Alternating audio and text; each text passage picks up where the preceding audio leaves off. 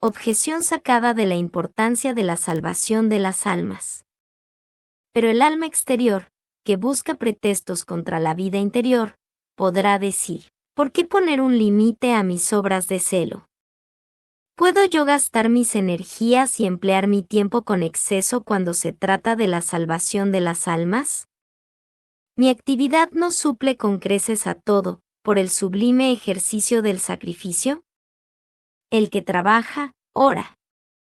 El sacrificio tiene su primacía sobre la oración.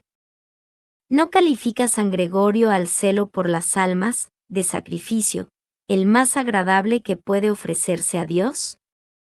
Nioium sacrificium est Deo meis acceptum quam celus animarum. Comencemos por precisar el verdadero sentido de esa frase de San Gregorio, sirviéndonos de las palabras del doctor Angélico. Dice el santo doctor, ofrecer espiritualmente un sacrificio a Dios es ofrecerle algo que le agrada. De todos los bienes que el hombre puede ofrecer al Señor, el más agradable para él es sin duda la salvación de un alma. Pero el alma que el hombre debe ofrecer primeramente a Dios es la suya propia, en conformidad con la Sagrada Escritura, que dice, ¿quieres ser agradable a Dios?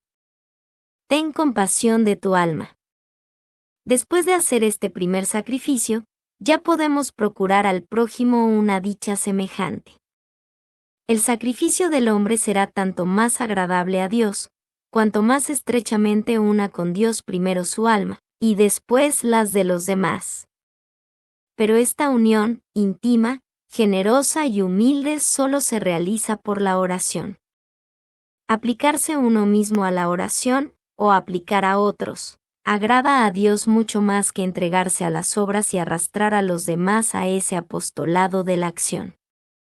Así, pues, concluye Santo Tomás, cuando San Gregorio afirma que la salvación de las almas es el sacrificio más agradable a Dios. No quiere decir con eso dar a la vida activa la preferencia sobre la contemplación. Pretende significar que la ofrenda de una sola alma es infinitamente más preciosa a sus ojos, y para nosotros de mayor mérito que ofrecerle las mayores preciosidades de la tierra. La necesidad de la vida interior no debe hacernos abandonar las obras. Sí. Vemos claramente que tal es la voluntad de Dios, porque rehuir ese trabajo o ejecutarlo con negligencia, o sea, desertar del campo de batalla con el pretexto del mejor cultivo de la propia alma y de la más perfecta unión con Dios, sería pura ilusión, y en algunos casos, causa de verdaderos peligros.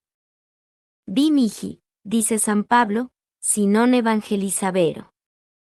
Hecha esta salvedad, digamos rotundamente que consagrarse a la conversión de las almas, olvidándose de sí mismo, es una ilusión más grave que la anterior.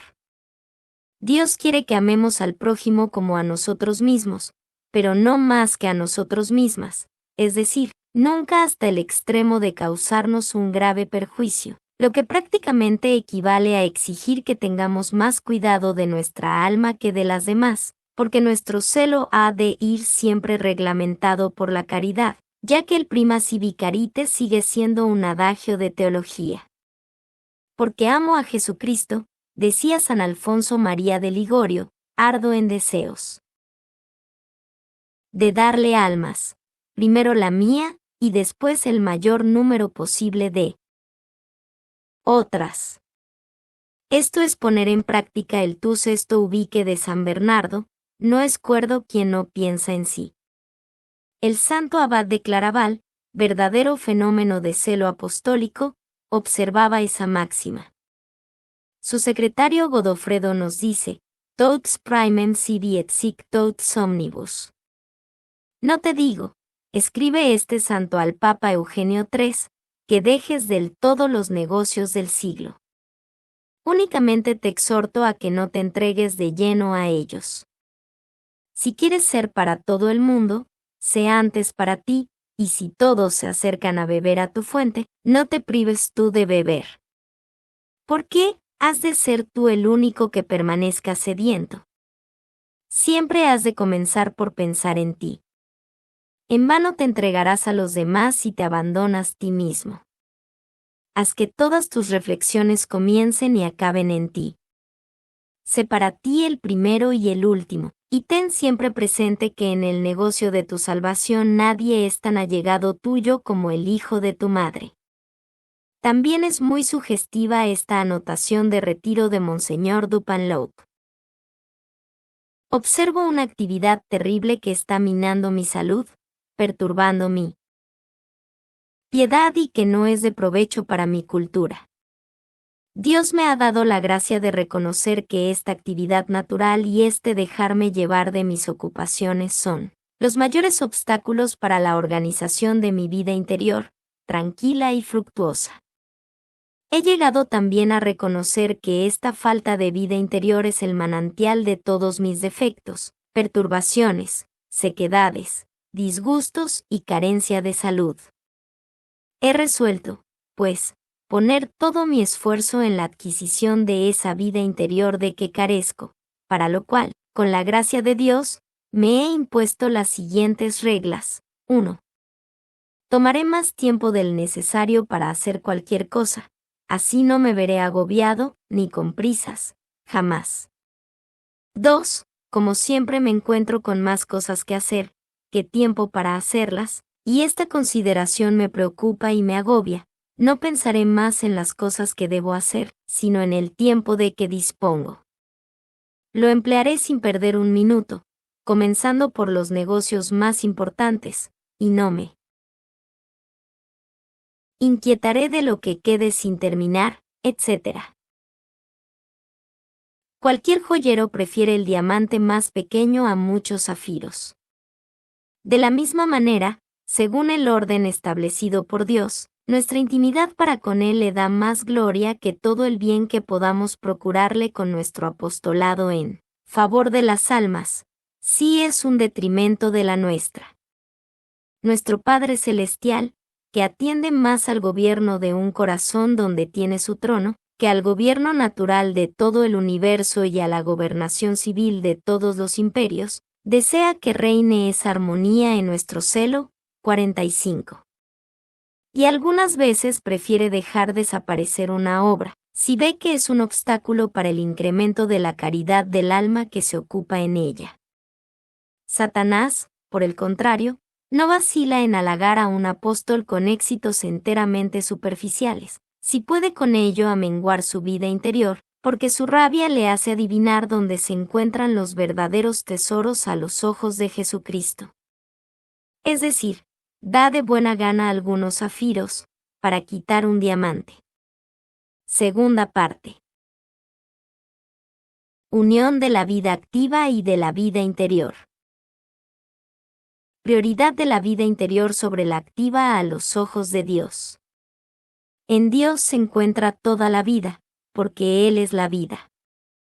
Pero el Ser Infinito no manifiesta su vida del modo más intenso en sus obras exteriores, como por ejemplo la creación, sino en lo que la teología llama operaciones ad intra, o sea, en esa actividad inefable cuyo término es la generación perpetua del Hijo y la procesión incesante del Espíritu Santo.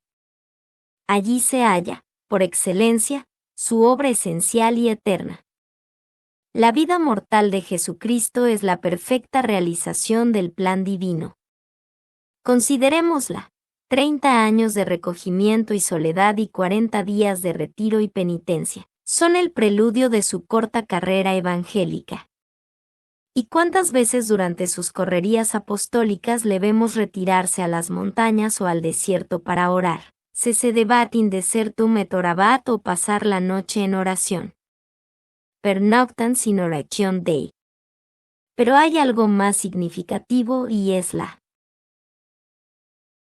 escena en la cual Marta desea que el Señor desapruebe la pretendida inactividad de su hermana, proclamando así la superioridad de la vida activa. Pero la respuesta de Jesús es: María optimam partem illigit, y así declara la preeminencia de la vida interior. que demuestra esto sino el designio bien premeditado de hacernos sentir la preponderancia de la oración sobre la vida activa.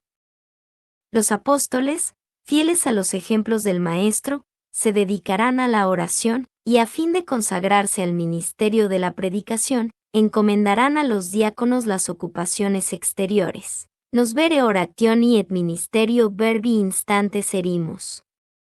Los papas, a su vez, los santos doctores y los teólogos afirman la superioridad de la vida interior sobre la activa.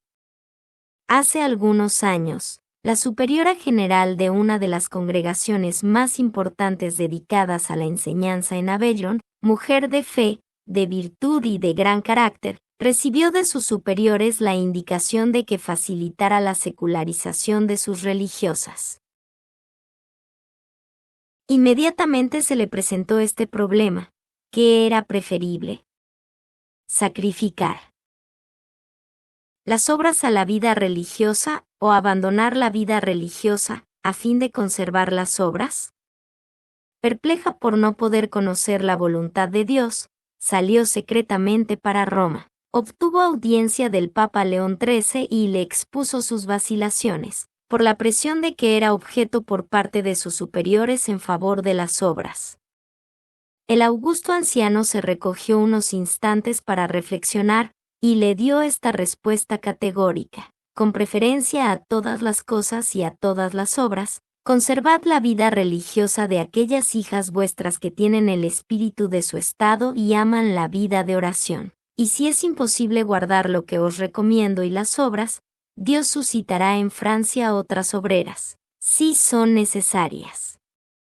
Vosotras, con vuestra vida interior, y en especial con vuestras oraciones y sacrificios, seréis más útiles a Francia como religiosas, aun en el destierro, que en el suelo patrio si quedáis privadas de los tesoros de vuestra consagración a Dios.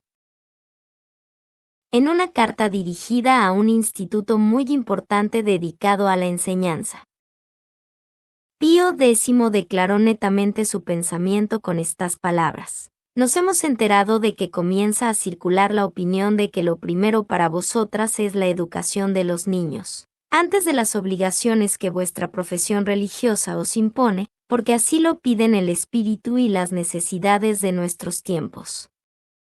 Nos oponemos en absoluto a que tal opinión encuentre eco en vuestro instituto religioso y en los demás que se dedican a la enseñanza. Quede bien sentado en lo que os afecta, que la vida religiosa es muchísimo más importante que la vida común y que por muy grandes que sean vuestros deberes de enseñar, mayores son las obligaciones con que os ligasteis a Dios. Pero la razón de ser de la vida religiosa y su fin principal no son la adquisición de la vida interior. Vita contemplativa, dice el doctor Angélico, simpliciter melie est, et potier quam activa. San Buenaventura acumula los comparativos de superioridad para destacarla. Excelencia de la vida interior, vida más sublime, más rica, más segura, más suave, de mayor estabilidad. La vida más sublime. La vida activa se ocupa de los hombres, pero la contemplativa nos adentra en el dominio de las más altas verdades, sin desviar la mirada del mismo principio de la vida. Principiem quataus est quaeritur. Su horizonte y su campo de acción son mucho más dilatados. Marta in uno loco corpore laborabat circa aliqua, Maria in maltis lausais caritate circa multa. Inde enim contemplation et amor videt amnie, dilatatura de amnie, comprendidet complectitura amnie, utejus comparation. Marta sollicita disi posit circa pauca. La vida más segura, porque tiene menos peligros. En la vida activa en su casi totalidad, el alma está agitada y febril y desparrama sus energías, con todo lo cual va debilitándose. Además encierra 3 defectos: sollicita est, las preocupaciones del pensamiento, sollicitudines incogitatu, turbaris. Estas turbaciones dan lugar a las afecciones, turbationis in affectu. Por último, erga plurima, multiplicación de sus ocupaciones con la consiguiente división del esfuerzo y de los actos. Divisiones in actu. En cambio, para que exista la vida interior, basta una sola cosa, la unión con Dios. Porro, ionem est necessarium. Lo demás pasa a la categoría de secundario, y se realiza en virtud de esa unión y para más robustecerla. La vida más rica. Con la contemplación vienen todos los bienes, venerant mi amnie bona pariter cumilla. Es la parte mejor entre todas, optimam partem illigit. Todos los méritos afluyen a ella. ¿Por qué? Porque aumenta a la vez el brío de la voluntad y los grados de la gracia santificante y hace que obre el alma por un principio de caridad. La vida más suave. El alma verdaderamente interior hace un total abandono de su voluntad en la voluntad divina, y acepta con igual semblante las cosas agradables y las adversas, llegando hasta recibir con una sonrisa las aflicciones, porque se siente feliz de llevar su cruz. La vida más estable. Por muy intensa que sea, la vida activa termina en este mundo. Predicaciones. Enseñanza, trabajos de todas clases, todo cesa en el umbral de la eternidad. En cambio la vida interior jamás declina, guae non auferetur ia. Por ella nuestra vida en este mundo no es sino una continua ascensión hacia la luz, que la muerte hace más radiante y rápida.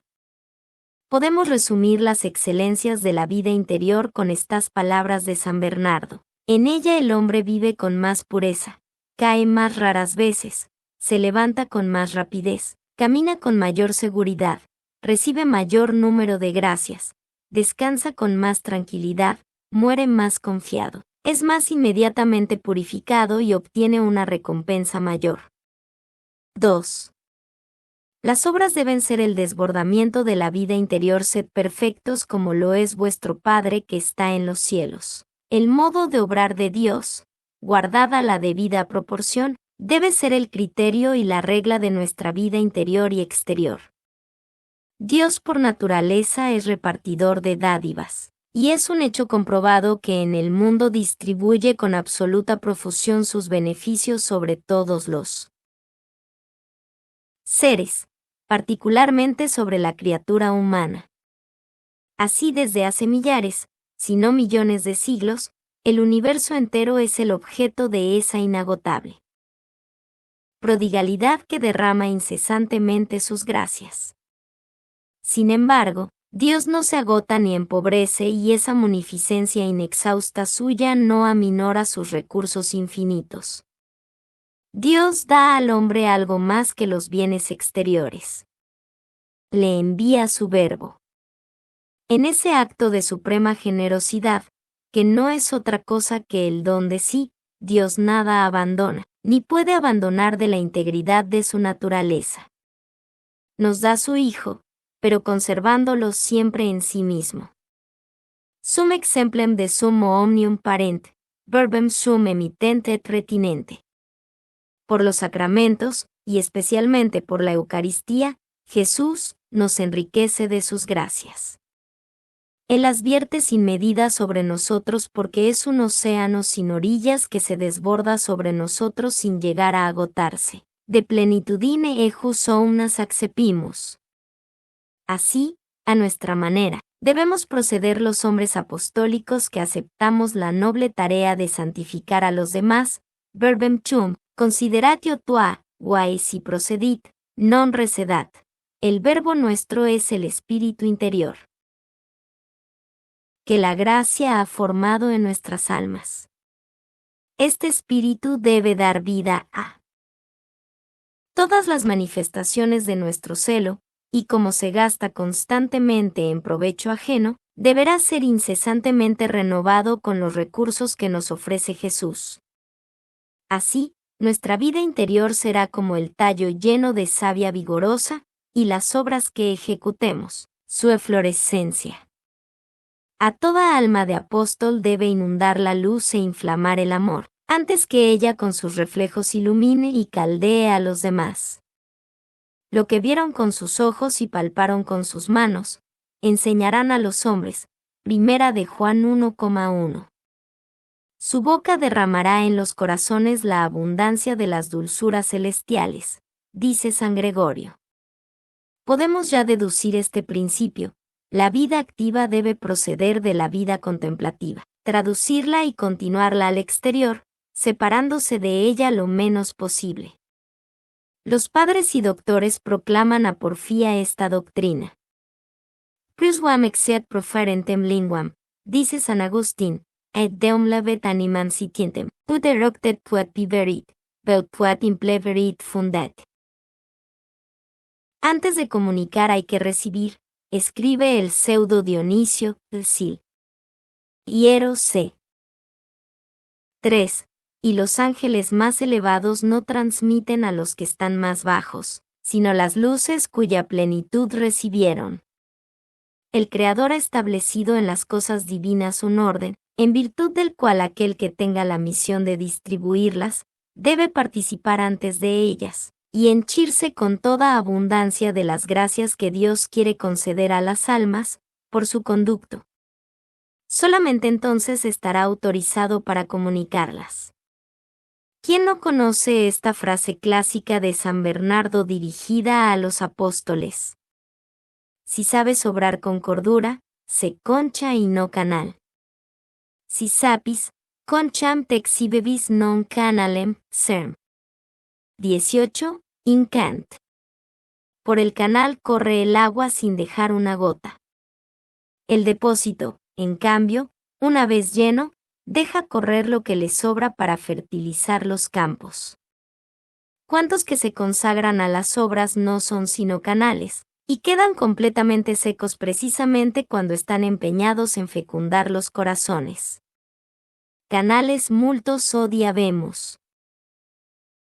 Conchas vera perpaucas, agregaba con tristeza el santo abad de Claraval.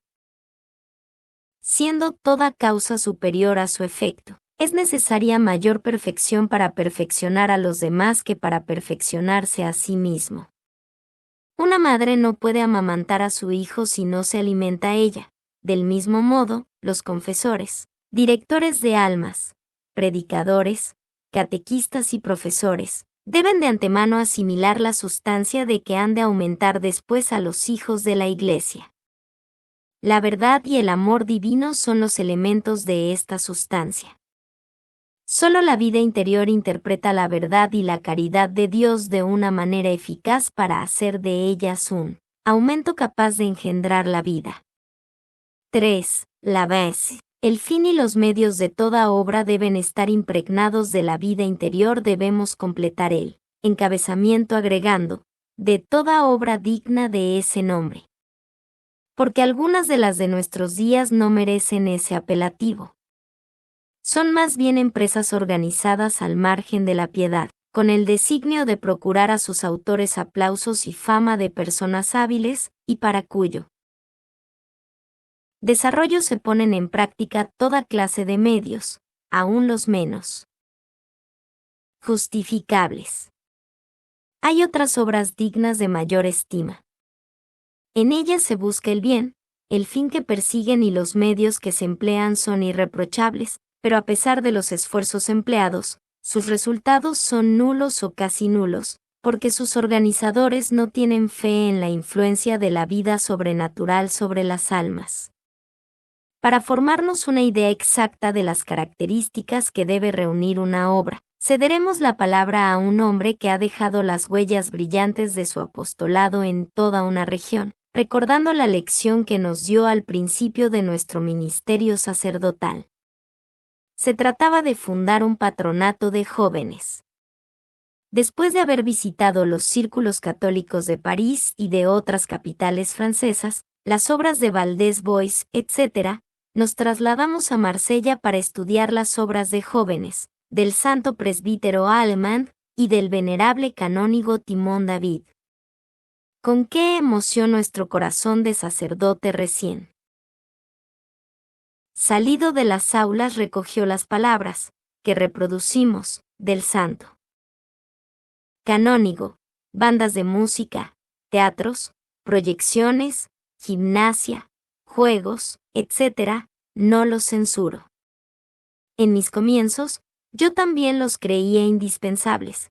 Son puntales que se emplean para sostener la obra, a falta de otros. Pero al correr de los años, he acudido a medios sobrenaturales, porque cada día que pasa veo con más claridad que toda obra construida con elementos puramente humanos está llamada a desaparecer, y en cambio las obras que acercan los hombres a Dios por medio de la vida interior, tienen las bendiciones de la providencia. Hace tiempo que dejé en el desván los instrumentos de música. El teatro también me resulta inútil, y la obra prospera como nunca. ¿Por qué? Porque mis compañeros sacerdotes y yo vemos, gracias a Dios, más claramente que al principio, y se ha centuplicado nuestra fe en la acción de Jesús y de la gracia. Créame, apunte siempre lo más alto posible y quedará maravillado de los resultados. Me explicaré. No confine su ideal en la elección de distracciones honestas que ofrecer a los jóvenes, para alejarlos de los placeres prohibidos y de las relaciones peligrosas, ni tampoco en darles un barniz de cristianismo a base de una misa que muchas veces oyen maquinalmente o prepararlos de tarde en tarde para confesión y comunión. Duc in altem. Aspire en un principio a formar a toda costa un grupo selecto, inculcándoles la resolución de vivir a toda costa como cristianos fervorosos, haciendo oración todas las mañanas, oyendo la misa diaria, si es posible, un poco de lectura espiritual, desde luego, la comunión con el mayor fervor y frecuencia posibles. Ponga todo su empeño en inculcar a esa porción escogida un gran amor a Jesucristo y el espíritu de oración, de abnegación, de vigilancia sobre sí, en una palabra, de las más sólidas virtudes. Excite en sus almas, con idéntico celo, el amor a la Eucaristía.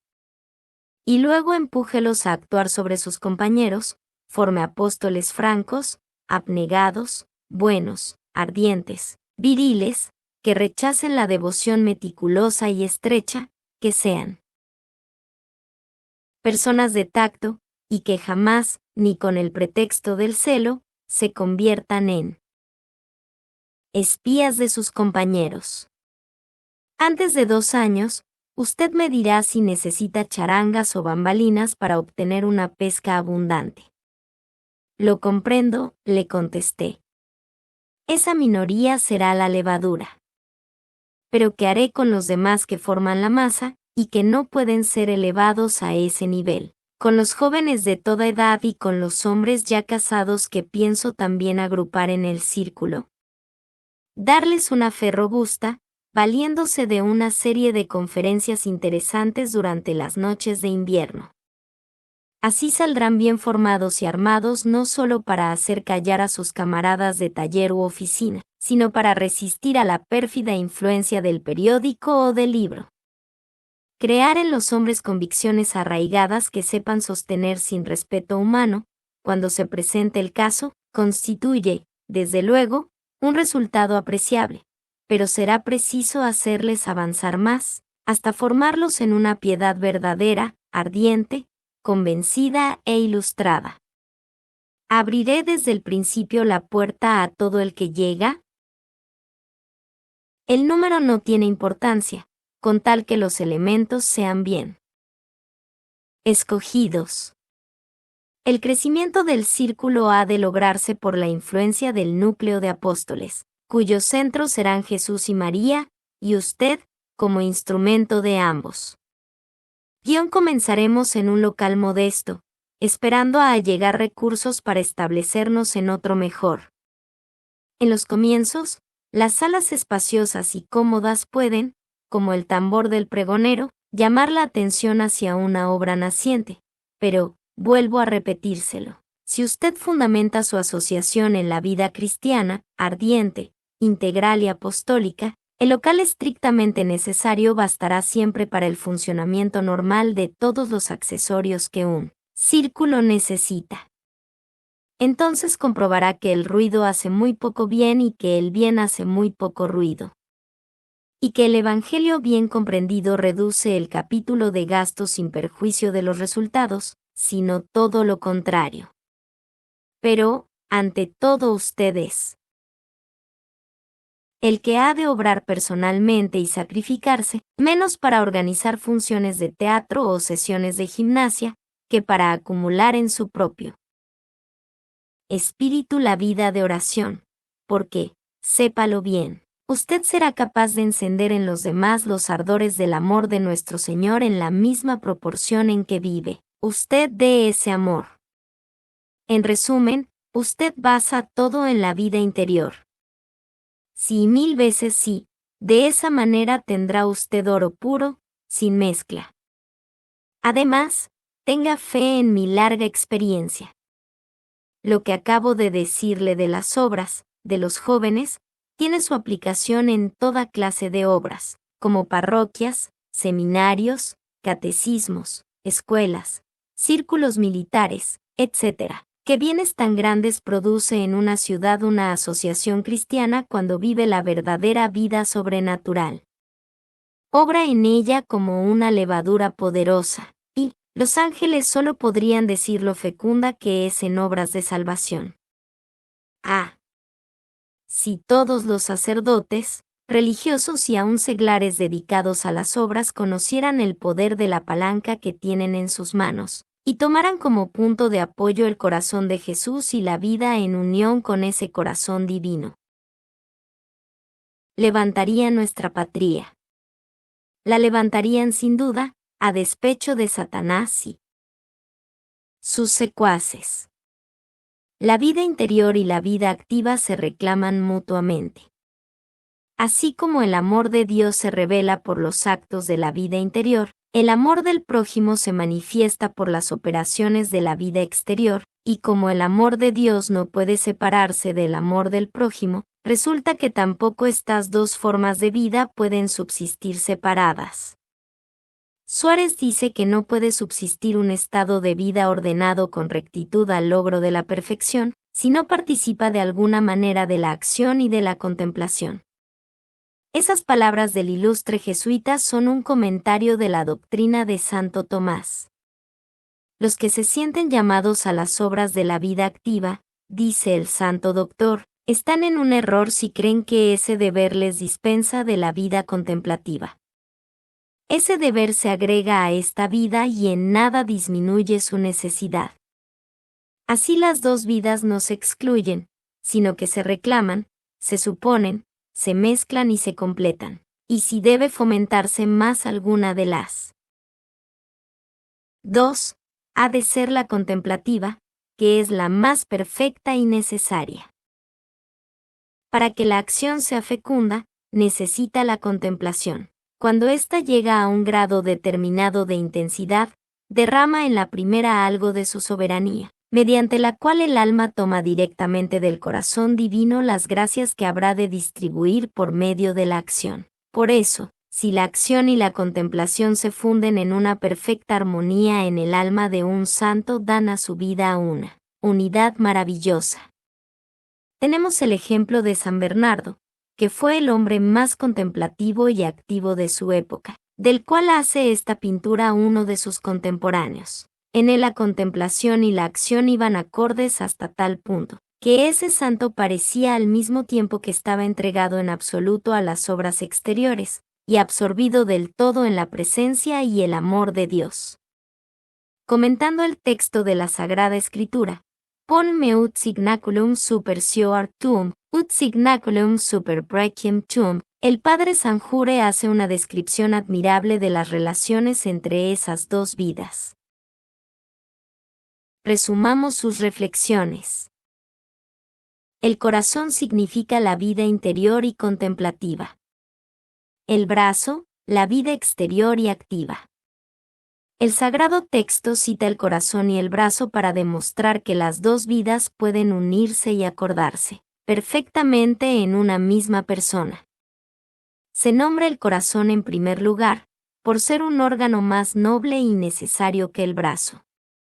Igualmente, la contemplación es mucho más excelente y perfecta y merece más estima que la acción.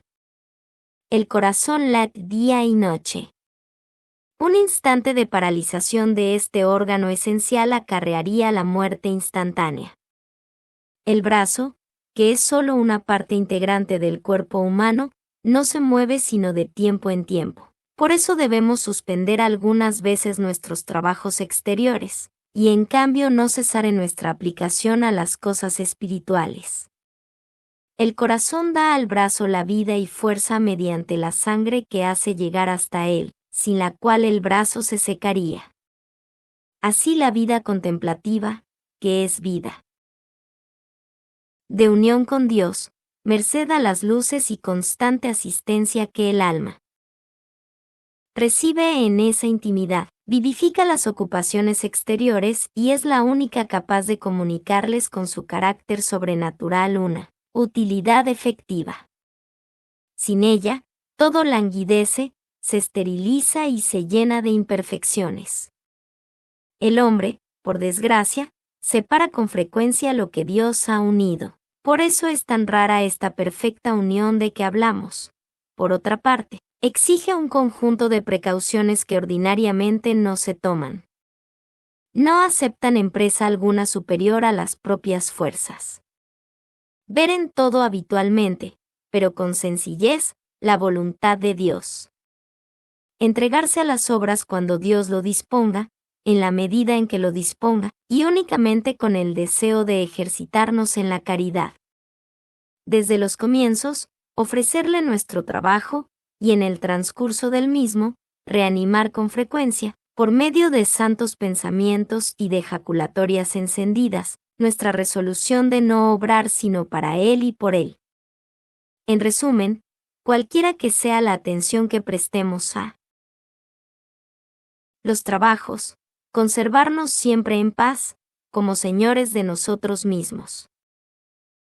Para el éxito, dirigirnos únicamente a Dios y no sacudirnos las preocupaciones, sino para estar a solas con Jesucristo. Tales son los sabios consejos que dan los maestros de la vida espiritual para llegar a esta unión. Esta constancia en la vida interior, unida en el santo abad de Claraval a un apostolado activísimo, había impresionado a San Francisco de Sales, cuando escribió: San Bernardo nada perdía del progreso que deseaba lograr en el santo amor. Cuando cambiaba de lugar, no cambiaba de amor, ni su amor de objeto, no recibía el color de los negocios o conversaciones, como el camaleón adopta el de los lugares donde se encuentra, sino que se conservaba unido siempre a Dios, con la blancura perenne de la pureza, el rojo encendido de la caridad y la plenitud de humildad. Espíritu de San Francisco de Sales, 17ª parte, cap. 2. Habrá momentos en que nuestras ocupaciones se multiplicarán de tal modo que nos veremos forzados a emplear todas nuestras energías, sin poder sacudir la carga ni siquiera aligerarla. Esto traerá como consecuencia la privación por algún tiempo del placer de la unión con Dios, pero esta unión no sufrirá con ello sino por nuestra culpa. Si se prolonga esta situación, es preciso lamentarlo, gemir y temer más que nada el peligro de habituarse a ello. El hombre es débil e inconstante. Cuando descuida la vida espiritual, pronto pierde su gusto. Si se engolfa en las ocupaciones materiales, acaba por complacerse en ellas.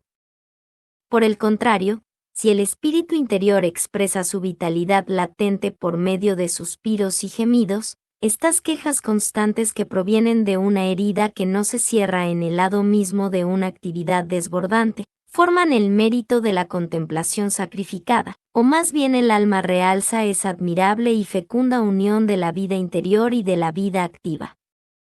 Impelida por esa sed de vida interior que no puede mitigar a placer, vuelve con ardor, desde que le es dado, a la vida de oración. Nuestro Señor le procura unos momentos de intimidad. le exige la fidelidad y, en cambio, le compensa de la brevedad de esos felices instantes, con el fervor. En un texto cuyas palabras deben ser meditadas una a una, Santo Tomás resume admirablemente esta doctrina. Vita contemplativa, ex gener suo, majoris est meriti quam vita activa. Potest nihilo minus accidere ut aliquis plus mereatura licit sternum agendo, puta si propter abundantiam divini emauris, ut ejus voluntas impleatur propter ipsius gloriam, interdum sustinet dulcidin divinae contemplationis ad tempe separari. Fijémonos en el lujo de condiciones que el Santo Doctor exige para que la acción sea más meritoria que la contemplación. El móvil íntimo que empuja al alma a la acción no es otro que el desbordamiento da su caridad. Propter abundantiam divini emauris. No entran, pues, en juego ni la agitación, ni el capricho, ni la necesidad de salir de sí mismo. Es, en efecto, un sufrimiento del alma, sustinet, de ser privada de las dulzuras de la oración, ad dulcidin divinae contemplationis, separari. Por consiguiente, no sacrifica sino provisionalmente, accidere, interdum, ad tempes, y para un fin enteramente sobrenatural, ut ejus voluntas impleatur. Propter ipsius gloriam, una parte del tiempo reservado a la oración. Los caminos de Dios llevan el sello de la sabiduría y la bondad, y la dirección que marcan a las almas entregadas a la vida interior es maravillosa. Si éstas saben ofrecerle con generosidad la pena que les produce el privarse del Dios de las obras, en obsequio a las obras de Dios, esa pena tiene su pago, porque gracias a ella desaparecen los peligros de disipación, amor propio y afecciones naturales. Las hace más reflexivas y fomenta en ellas la práctica de la presencia de Dios, porque el alma encuentra en la gracia del momento presente a Jesús viviente, que se le ofrece oculto en la obra que realiza, trabajando con ella y sosteniéndola. ¿Cuántas personas de obras, por saber sufrir esa pena y sacrificar ese deseo de ir al tabernáculo, por esas comuniones espirituales originadas en esos sacrificios, reciben como premio la fecundidad de su acción, la salvaguardia de su alma y el progreso en la virtud? Excelencia de esa unión. Dice Santo Tomás que la unión de las dos vidas, contemplativa y activa, constituye el verdadero apostolado, que es la obra principal del cristianismo, principalissimum officium. Para el apostolado se necesitan almas que se entusiasmen por una idea y se consagren al triunfo de un principio. La realización de esta idea ha de ser sobrenaturalizada por el espíritu interior, y nuestro celo, en todos sus aspectos, fin, medios y ardor, debe estar animado del Espíritu de Jesús, para que nuestra vida sea lo más perfecta posible, la vida por excelencia, la cual es preferida por los teólogos a la simple contemplación. Praefertur simplici contemplationi. El apostolado del hombre de oración es la palabra que obedece al mandato de Dios y hace conquistas. En el celo de las almas y el fruto de las conversiones, missio ad Deo, celus animarum fructificatio auditorum. Es el vapor de la fe con emanaciones que llevan al cielo, celus, ide est vapor fidei. El apostolado de los santos es la sementera del mundo. El apóstol esparce el trigo de Dios en el campo de las almas. Es el amor en llamas que devora la tierra, y el incendio de Pentecostés que, con fuerza irresistible, se propaga por todas partes, ignem benimiter interram.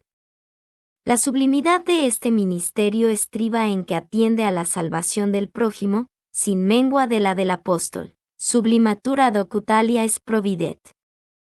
Transmitir a inteligencias humanas las verdades divinas es un ministerio digno de los ángeles. Cosa buena es contemplar la verdad, pero comunicarla es mucho mejor, como es mejor reflejar la luz que recibirla, e iluminar que brillar bajo el celemín. El alma se nutre en la contemplación y se entrega en el apostolado. Sicut majus est illuminari quam lucer solum, ita majus est contemplata aliais tradere quam solum contemplare. De tam. 2 grados segunda Q. 188, A. 6. Contemplata oltes tradere. Según el pensamiento de Santo Tomás, la vida de oración es la fuente de este apostolado. Este texto y el anterior, citado al final del capítulo precedente, del mismo santo, son una condenación del americanismo, partidario de una vida mixta, en la cual la acción acabarla por ahogar la contemplación. En efecto, Santo Tomás en estos textos hace las dos afirmaciones siguientes. 1 grado el alma ha de vivir habitualmente en una vida de oración que le permita dar de lo que sobre. 2 grados por la acción no ha de suprimirse la vida de oración, y el alma, al entregarse, ha de guardar su corazón de tal modo que no corra serio peligro de sustraerse a la influencia de Jesucristo en el ejercicio de su actividad. El reverendo Padre Mateo Crowley, apóstol de la entronización del Sagrado Corazón en las familias, traduce con frases sugestivas el pensamiento de Santo Tomás. El apóstol es un cáliz lleno hasta los bordes de vida de Jesucristo, que vierte en las almas el sobrante de su contenido. Esta mezcla de acción y contemplación, acción con todas las abnegaciones del celo y contemplación con sublimes elevaciones, ha producido los mayores santos: San Dionisio, San Martín, San Bernardo, Santo Domingo, San Francisco de Asís, San Francisco Javier, San Felipe Neri y San Alfonso, todos ellos tan ardientes contemplativos como valientes apóstoles. Vida interior y vida activa. Santidad en medio de las obras. Unión potente y fecunda. Qué prodigios tan fantásticos de conversiones realizáis. Oh, Dios mío, dad a vuestra Iglesia Santa muchos apóstoles, pero encended una sed ardiente de la vida de oración en sus corazones que devora el deseo de entregaros. Dad también a vuestros obreros esa acción contemplativa y esa contemplación activa, para que vuestra obra sea cumplida, y los obreros evangélicos que nos disteis, obtengan aquellas victorias que os plugo anunciar antes de vuestra gloriosa ascensión.